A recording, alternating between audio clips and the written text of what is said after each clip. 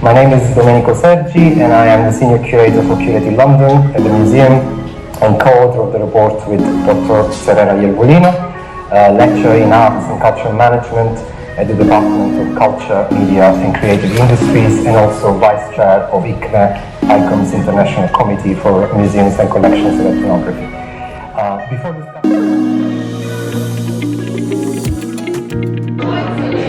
Basically, museums have strived to expand their audiences, become more community-focused, have sought to engage minorities or minoritized communities that have been traditionally excluded as audiences and as participants.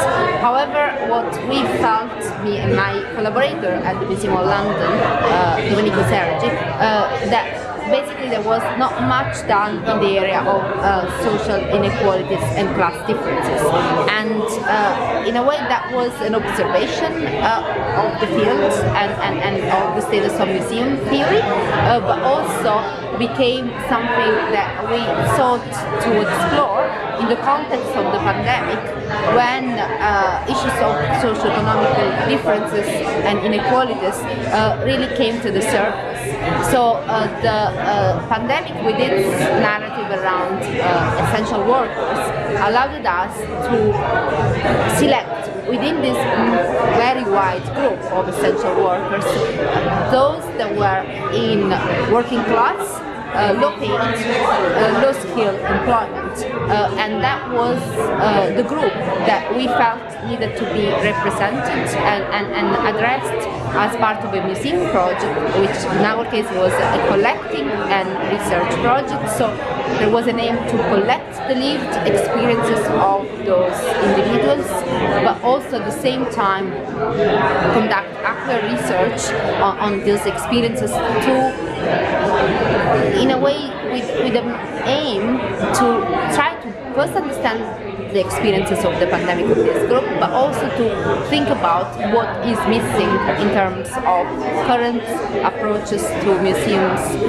representation and interpretation of working class lives, which we feel is something that museums have strived to do, but often in simplistic manner and not in ways that reflect the complexity of contemporary working class lives. So that was the background. There was almost an activist aim to do a project that was relevant, was contemporary, was very much timely because of the pandemic, and needed us. It was missing that kind of really in-depth investigation of class in the contemporary.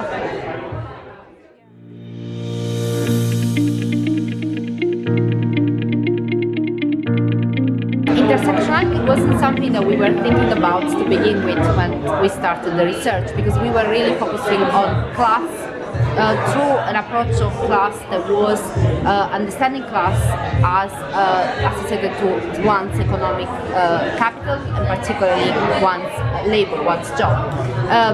However, what emerged through looking for our research participants and identifying individuals that wanted to speak with us was that many of those participants that we spoke to and were doing this kind of essential jobs, such as being supermarket workers, being cleaners, being delivery food riders. That was a big subgroup within our small sample. We found that actually there were natural intersections that were emerging in the ways in which they were sharing their lived experiences of the pandemic. So if I give you an example, for instance, the delivery riders were the delivery food riders working for app-based applications such as Uber or Deliveroo were often migrants. Not often, the majority were migrants. Of them, a large group were Brazilians, in fact, and it kind of emerged very clearly that also within that group there were the differences of backgrounds. They were from different nationalities. Many of them were recent migrants, as this kind of job is easier to get into when you have just arrived in the country and you don't require much expertise or much mastery of the English language, for instance. But also within that, it was fascinating to see that there were then the majority of the delivery riders were actually male, with a small group that were female. So you see, even with this subgroup of delivery riders, the intersectional identities that were playing a part in their own experiences of being a delivery rider, living throughout a major pandemic, and this might have kind of involved them being not able, for instance, to engage or to keep close contact with their own families. So you saw how their particular location in the labor market and their precarious location was, and their experiences in the everyday was affected by the fact that they were delivery riders, they were male or female, they were migrants, they were living in London and trying to basically survive on a very low wage. But at the same time, then you saw experiences of coming together, of community, of supporting each other, precisely because they were part of this small group.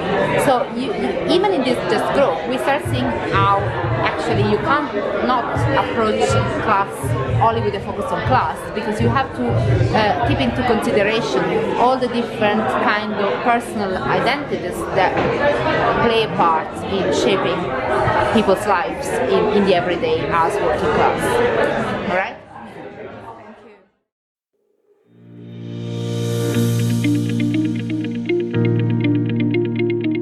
So solidarity, when we think of solidarity within the delivery rider community itself, it wasn't solidarity with their families. In most cases, they couldn't even see their own families because they were abroad, there were lockdowns, there was, the airline systems were kind of grounded. So solidarity was a kind of mutual support that you create with people in a similar precarious condition, and you kind of recognize and empathize with other individuals that have similar experiences of being precarious, being in a place that's foreign to you and where you don't have close family members. However, what was striking, which was shared by participants, was how they had found support within their own community, and how there was a sort of a shared identity as a delivery rider that led them to support each other, as if you had an accident with a bike, if you had a puncture to your bike, and how people that you might not know but that share that kind of similar identity and as work identity and understand the similar experience of marginalization and struggle might actually come to support each other to make it easier.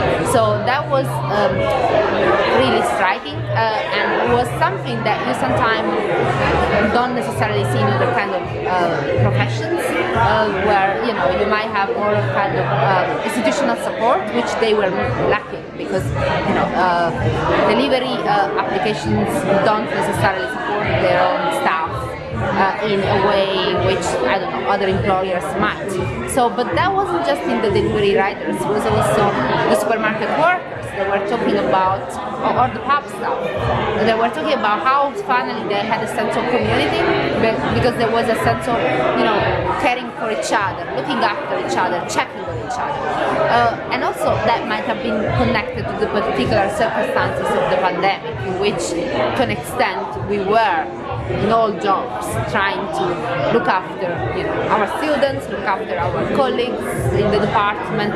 So there was a sense that was necessary, because we felt so precarious, but that at the same time they had a particular experience of being precarious that really required that coming together and supporting each other, and that's not necessarily saying that life is easy as a working class person doing that job, but there is perhaps a sense of solidarity and support and mutual care which is necessary to kind of address the challenges of being precarious.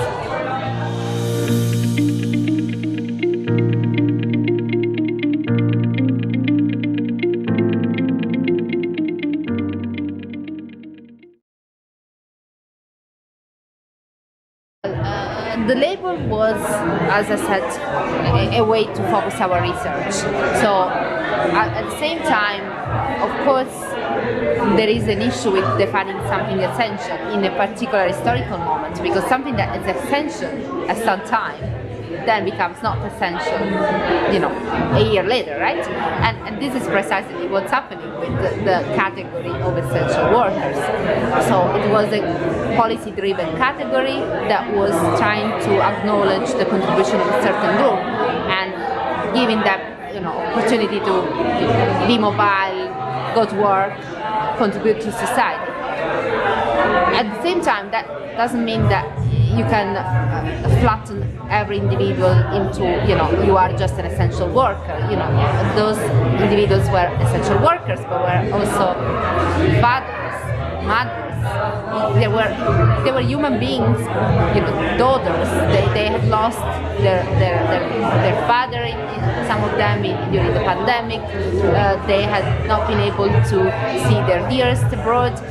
So in a way, this focus allowed that, and mostly these kind of intimate conversations that we had, or more precisely our research assistants that were working in the field and collecting the oral histories could have in relation to what it means to live as an essential worker, as a precarious worker, as a working class individuals in a very precarious moment. So of course the pandemic, the label helped us to focus, but it was the kind of oral history collecting and the intimate conversations that participants could have with individuals that shared with them some experiences. Most of those individuals that were acting as research assistants and were collecting stories were themselves from a working class background, had themselves worked in particular kind of essential work at the time of the pandemic, and so they had a kind of mutual understanding and emotional kind of empathy that allowed them to have those personal, intimate conversations that allowed us to go beyond the label, if you will, of essential worker and look into really their experiences as human beings that happen to be working as working class in low paid, low skill employment. So in a way that allowed us to go beyond the label, if you will. Yeah.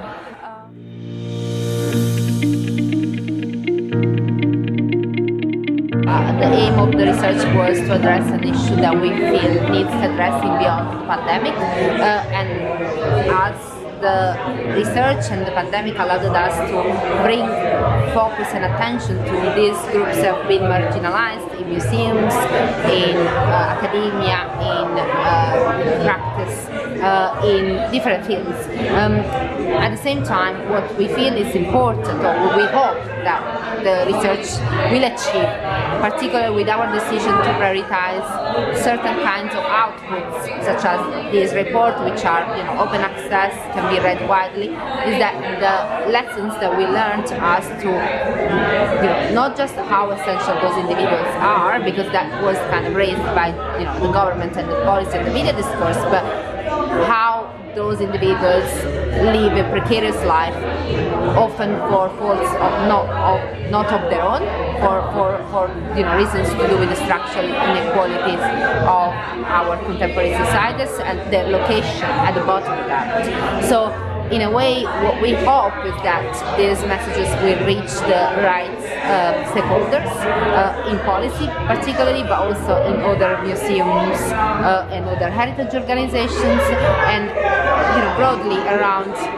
thinking how we run a city like London that requires that kind of essential workers that run it. But we want to change not just the narrative, but we want to ensure, or we hope, that this kind of conversation opens up reflection more broadly around how we can acknowledge and recognize the important contribution of these individuals on one side every day, not just during times of crisis, but also how can we make their life more human, easier, and give them the respect that they deserve for the hard work that they do in our work. So in a way, it's an ambition. How that will achieve, this ambition will be achieved, I'm not sure. Part of it is continuing to work with our stakeholders, activists, museums, policymakers, some point to then really transform or shift to some extent the way in which these communities are acknowledged, addressed, and supported.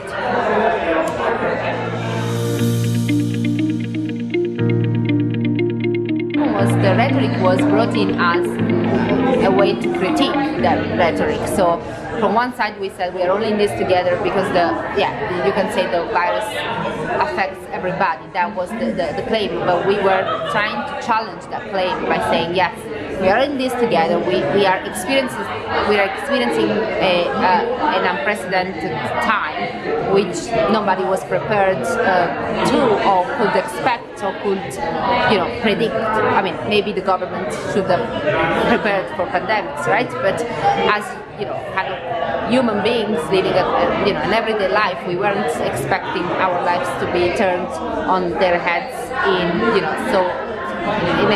in a matter of weeks, right? So there was this rhetoric that we are in this together, we have all experienced loss, death didn't spare anyone. People died across the class structure. At the same time, certain people died more and suffered more precisely because of those occupational factors that affected their own experiences and shape their own everyday lives. Had the pandemic not happened, they still would have been living a different experience, a different reality from many other people in more privileged positions, but that would not have become so strikingly obvious, right? So the rhetoric is there for us to challenge it, as we are never in this together. So we might be in this together, but the experience of this together is often different and really affected by different factors that make your life less or more privileged. So we're not in this together, never, in fact. But we were in this together as we were living in an unprecedented time that was affecting the lives of everybody in terms of the fact that many people died irrespective of their class.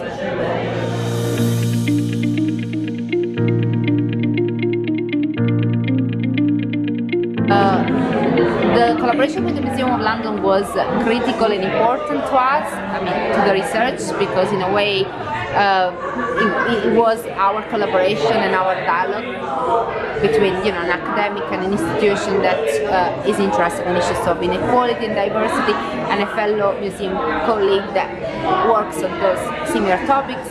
And of course the project could also have a wider impact in terms of giving us the opportunity to collect and preserve those oral histories that we collected as part of the museum's collection. That would not have been possible if I had done the research by myself, right?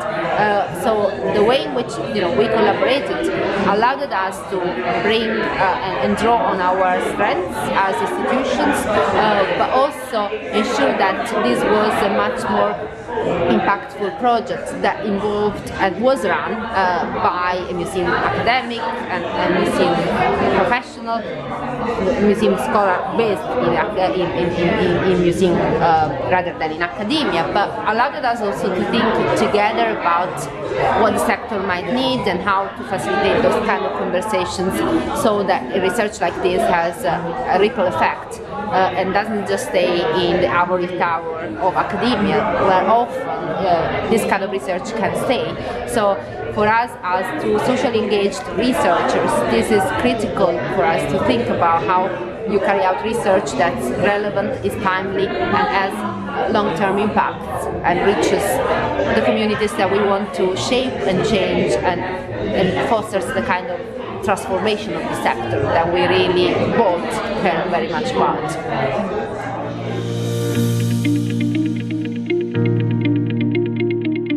One avenue is we are going to be starting a collaborative doctoral award. So there is a PhD student that's going to be starting to work with us as part of a project that starts to think about intersectionalities much more closely. So we want to carry out a research that brings forward and brings to the surface these intersectional elements which we emphasized in the report, which we think needs addressing through primary research. And this is an element of it. The other element is we are in the process of starting to think about how we build a network of fellow museum professionals and fellow museum studies and arts management scholars, but also in dialogue with colleagues in other disciplines. So we're working with colleagues in sociology and in other allied disciplines that have been thinking much around working class individuals and the creative industries and the creative economies, and the extent to which class doesn't allow certain individuals to reach to secure certain kind of employment in the creative industries. So we see that there is very much a strong need to foster this kind of interdisciplinary dialogical relationships between different approaches to thinking about class in the creative industries, broadly speaking, but in museums particularly. And with that, we hope that it's gonna open up further the discussion, thinking about museums specifically, but drawing on this wealth of work that already exists around these issues. Because that's sometimes not been brought into the conversation around museums. You know, work in sociology has stayed in that field, has become work on the creative occupations, but this has also reverberations in terms of, you know, thinking about museums representation, museum creation, museum management, museum leadership, and so forth. Well, thank you. No problem.